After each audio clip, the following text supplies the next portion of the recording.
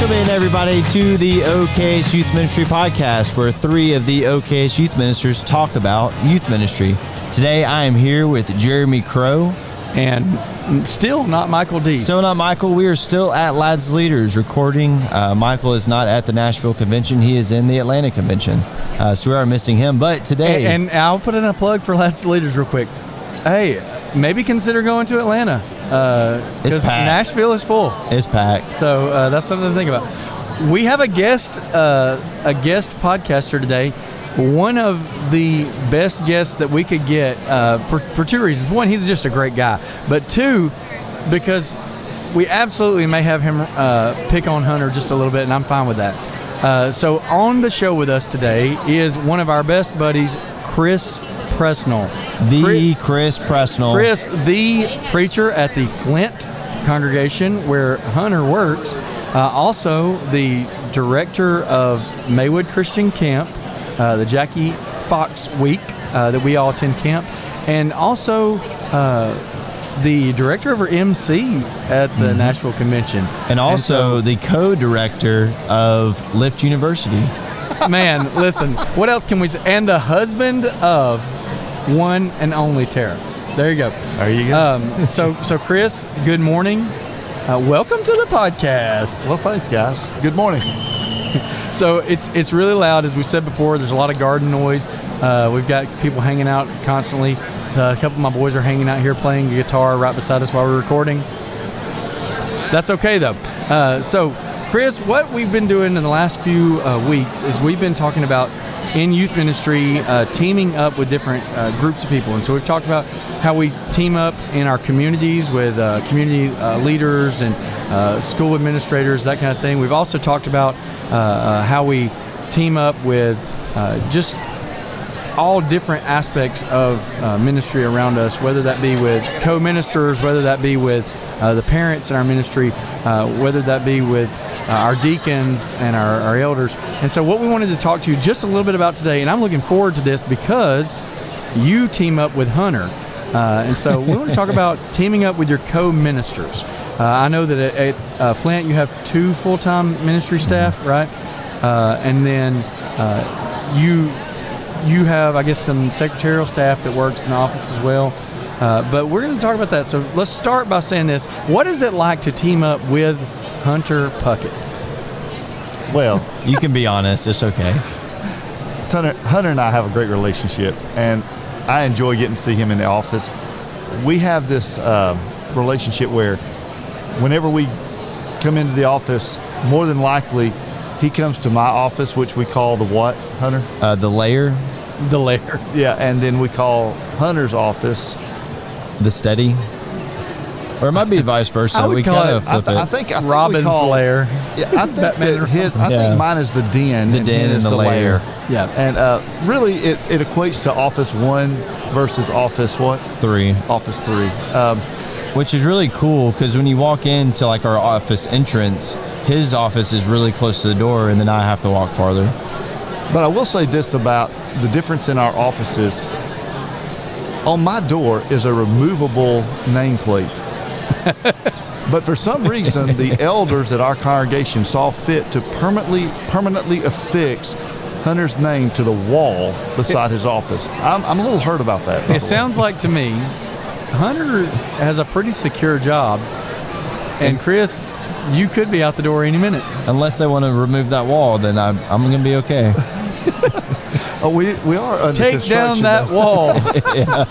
Yeah, we are about to start construction, so that will be a little different. No, Hunter and I get along great. It's really interesting how we first met. I went down to Freed-Hardeman University to interview Hunter when we were looking for a youth intern several years ago. I guess it's been close to 8 or 10? 10 years ago. Okay. And so, and I took my buddy Big Red with me for that meeting. And we went to the lectureships and had the opportunity to interview Hunter. And it was a great interview. We all hit it off just well, just wonderfully well, right off the bat. And speaking of that, no pun intended about the bat, but I'll tell you what my very first question for Hunter was whenever I interviewed him. He came in there, he was all official and professional looking, and Big Red and I were in there. And of course, I think that Hunter had another interview that day with Dr. Mark Posey, and so, probably he was, well, I would say that he was not intimidated by coming into the room with Big Red and I. He saw a bunch of knuckleheads. Okay. Yeah. And so my first question to Hunter was, okay, as we think about you coming to work for us, for our congregation, Hunter, how good are you at softball? Church league softball. That's the first question. How good are you at that? And he was dead serious too. And what's ironic is I think we just won intramural softball at that point too. Yeah. But here's the really cool thing about working with Chris is his wisdom. And we always joke about that. And I think I've mentioned this on the podcast before about that. But the real insight of that was realizing that there was a very athletic youth group at the time. And if you weren't an athlete, and, coming in to be this intern, that summer probably wasn't going to work well for you. Yeah. So it was a silly question, per se, and we're joking about it right now, but it makes a lot of sense when you look at the youth group that we had at that time. So let me ask this. You referenced wisdom there for a second.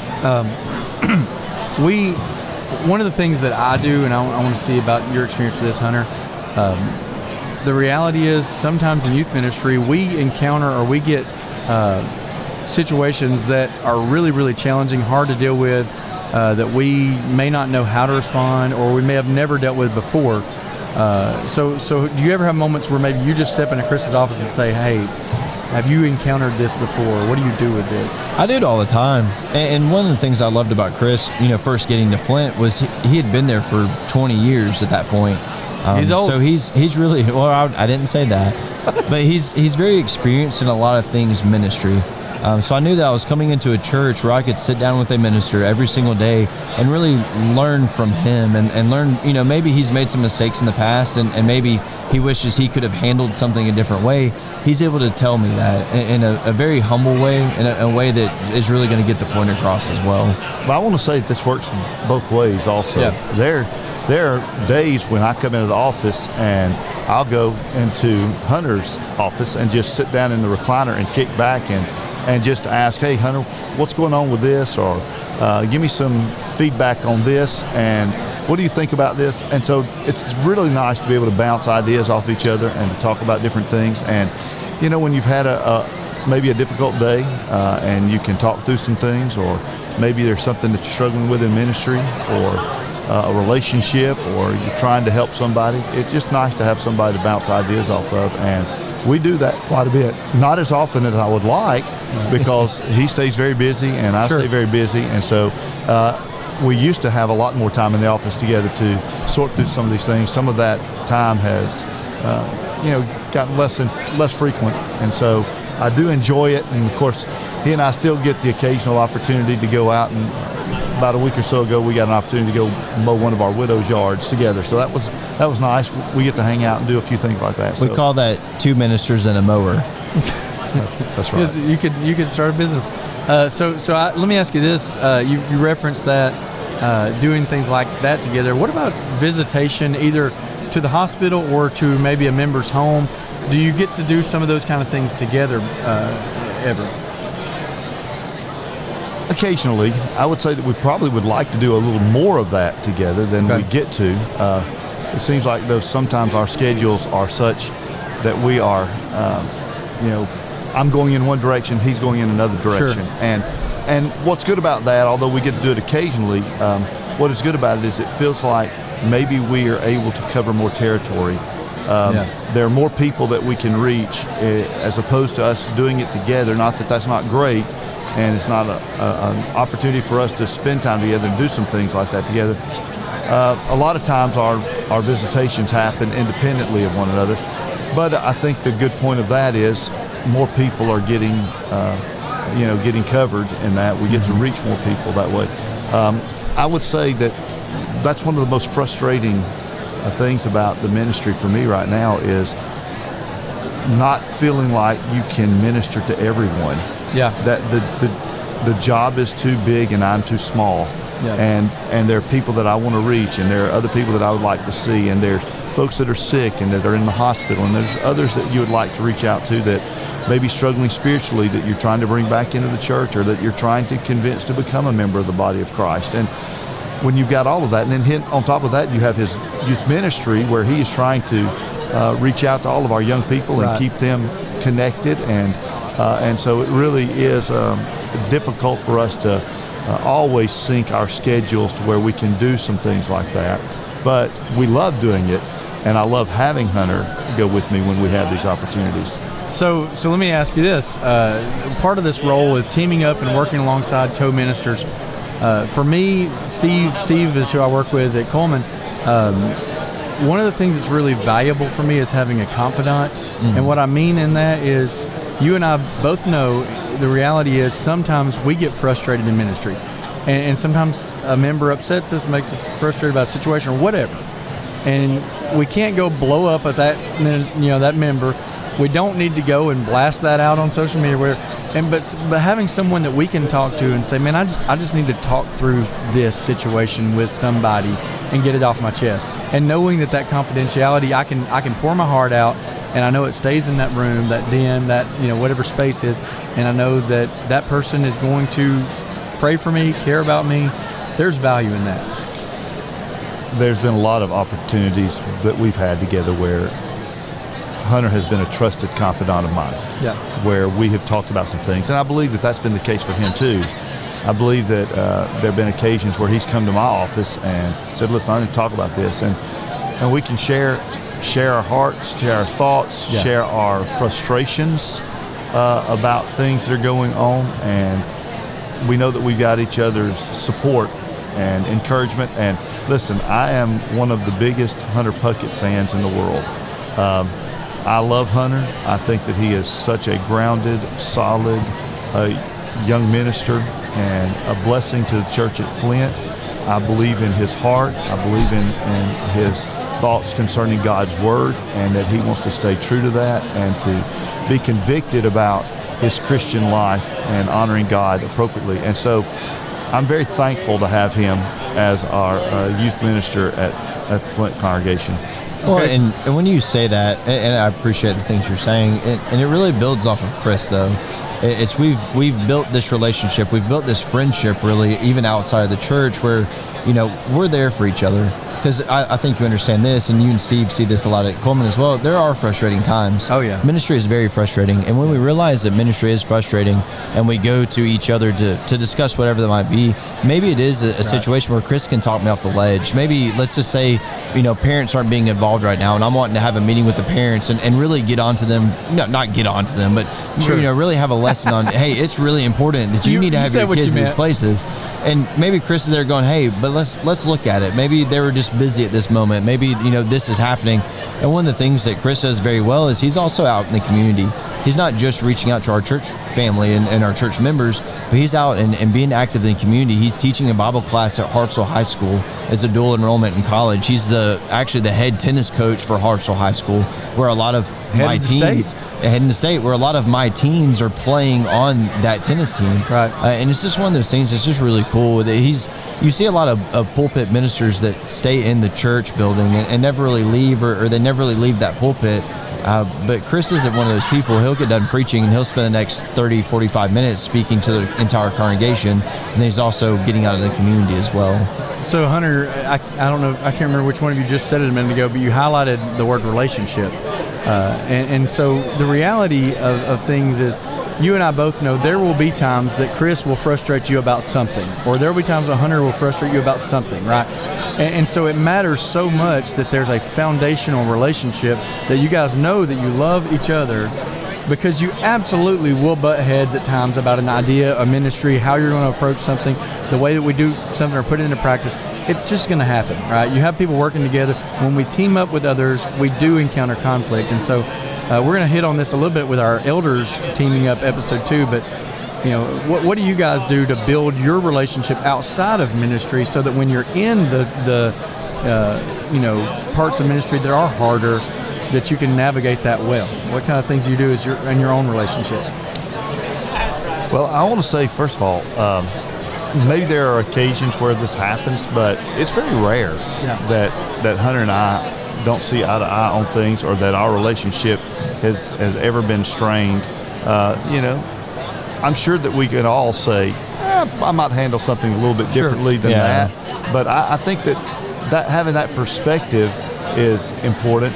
And also just being humble and recognizing that your way of doing things is not always, that may not fit with what everybody else feels comfortable doing, and that's okay. And so I don't know that we've had a ton of conflicts or disagreements or anything like that, but he and I go to lunch together. We play church league softball together. We talk with each other in the office. We communicate about scheduling as far as preaching is concerned, because we try to work out opportunities for Hunter to be able to preach on during the course of the month, and then cover some of the areas when I may not be able to be there. So we're trying to coordinate with each other's schedules and opportunities of teaching, and just like this. I mean, I just love being around Hunter. I mean, I can say that about the people of our congregation. I think what we want to try to build at Flint, and what I think that we're doing between each other, is we're not just the preacher and the youth minister. We're not just ministers to the congregation, but we're family. That's right. And we try to be family all the time. And there's not a group of people that I would rather be around more than the people from the Flint congregation. I love our congregation. I love our people. I love the church. I love church people. I've always found it fascinating that when people of the church go somewhere, they try to escape the church. Like you go on vacation, and you know what? Hey, we'll online something or whatever.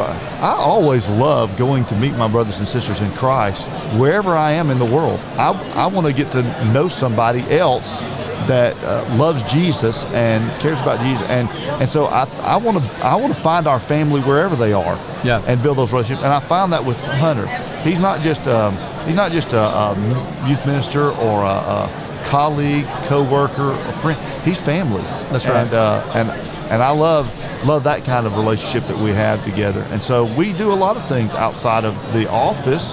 A lot of it's related to the church work because, well, listen, our lives are built around the church. Yeah, and that's just what we do. That's just what we do. That's just who we are and what we want to be. And I'd say from an early standpoint, internship, starting off full time, it was never one of those where Chris was above me. He was always very humble in the way that he approached things. It was never, well, I'm the preacher, what I say goes. But he would always take into account the things that I had to say about it. I heard a while back, I don't remember if I read it or somebody said it, and they said, a youth minister is not just, underneath the preacher. They're both ministers of the church. The youth guy just focuses on the youth. The preacher focuses on the preaching. But they're both ministers of the church. I feel like that's how we've always been treated, or at least that's how I've always been treated at Flint through Chris and through our elders. Is I am just as important as he is, although I am in office number 3. Yeah, I think that's. You make a good point there, Hunter. I don't believe that you and I have ever had an issue or a problem about like authority our roles and our knowing our lane. Mm-hmm. There's some things that I'm not going to get in your way on, and I want you to handle that and you handle it. I think that we've been able to identify where our place is, and we don't try to get into somebody else's business. I don't try to, a lot of times in congregations, they look at the preacher as the office supervisor role, like you are in the office supervisor, so how's this going, and how's the secretary doing, and how's the youth minister doing, and I've never felt like that. That's not my job. That's the elder's job to be the overseers of what's going on in the congregation. So I don't micromanage what Hunter's doing. I don't sit there and go, Hunter, you supposed to be somewhere today? You know what? No, I let Hunter be in his usually lane. We're both getting in trouble for that one. I let Hunter be in his lane. I try to stay in my lane, and he does the same thing. We just have different roles and responsibilities, and hopefully when we get finished with that, we're kind of meshing everything together for the congregation. I think one of the things with co-ministry roles that is important, at least I believe it is that when I speak of Steve, or when I speak of Lynn, when I speak of anybody on our staff that I work with, I speak favorably to our congregation about that person, or I try to, because listen, if you get in a situation where you've got this minister disliking things about this minister, and saying things, or this minister complaining about the secretary in this way. When your general membership is hearing those kind of things, it can be detrimental to the health of the congregation. Mm-hmm. And Absolutely. so, even if you have a frustration or a conflict, you talk to them about it. You don't badmouth them to someone else or try to get people to gang up against that situation. That's such an important thing in teaming up in ministry. Right, and I think that's important that everybody, that both of us know, Hunter knows, I know, that we're on each other's side. Yeah, we got each other's back. Yeah, we're going to be supportive of each other, and that we love each other. And there are going to be people in our congregation that have disagreements. I'm confident that there have probably been people that have come to Hunter before and said, that Chris Pressnell, he sure is a knucklehead sometimes. And I think that Hunter has said, well, have you thought about what it is from Chris's perspective? Or, if somebody says something, well, have you thought of this from, where he's maybe coming from? Yeah. I think that both of us have that kind of love and respect for each other, that we understand that we're not here to do something to the detriment of the people of the Lord's church or to our young people. We're trying to do things the way God would like for us to do them, right, and be a blessing to these people. And so if we all have that attitude that, I'm not, he's wanting to do good, let's talk about these things, and we just always support each other in those areas. Well, and we've talked about this before on the podcast, is there's a lot of benefits on staying somewhere for a long time. And one of those benefits is growing closer to the people that you work with, growing closer to your preacher, That's getting right. to know your preacher. And the more I've gotten to know Chris over the years, you see his heart, you see where he's coming from. That's right. And especially for us as youth ministers, you kind of see what goes on behind the scenes of the preacher's life and how, the things that he's dealing with within the church. And you can't help but stick up for them in every situation that there is. Yep. Well, guys, I really I appreciate both of you very much.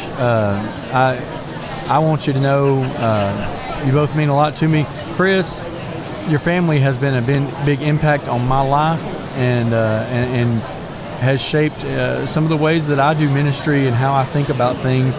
My relationship with your dad was something that mattered a lot to me. I have the biggest shoes to fill at camp because I get to fill the role that Nikki used to fill, Right. and in planning our evangelistic period, and so it matters a lot to me. I looked up to him a lot, and I hope that I get to continue on what he started, and I thank you for being a part of everything you do with camp. And occasionally, I know we said you shouldn't, but occasionally put Hunter in his place, check him against the glass if you need to, and handle him. Hey, I will say this: he's very competitive. So hear this out. He's very competitive. So before we had a secretary, we used to race to the door to see who could get there first if somebody came to the office. Yes. And so I have a farther run than he does, and I came out full speed. He comes out of his office, checks me into the wall. I fall down, and he just calmly walks out and gets the door. And the next week we had to do sheetrock work. Well, no, but we have fun. It's a big thing. We love it, and we love working with each other, and we love the church, and I think that's what's big. Well, listen, we appreciate you guys out there. We hope that whatever relationships you have with your ministry teams, whoever you're working alongside, that it is a blessing to your church, and we hope, most of all, that your ministry is blessed. Thanks, Jeremy. Thanks, Hunter. Thanks, Chris. Thanks for joining us today in the important conversation of youth ministry. Go and follow us on Instagram and check out oksyouthministry.com for more information about our upcoming episodes. We'll be dropping a new episode every Wednesday morning, and we look forward to talking with you again next week. And hey, it's okay to be the OKS youth minister around, but let's all strive to be just a little bit better.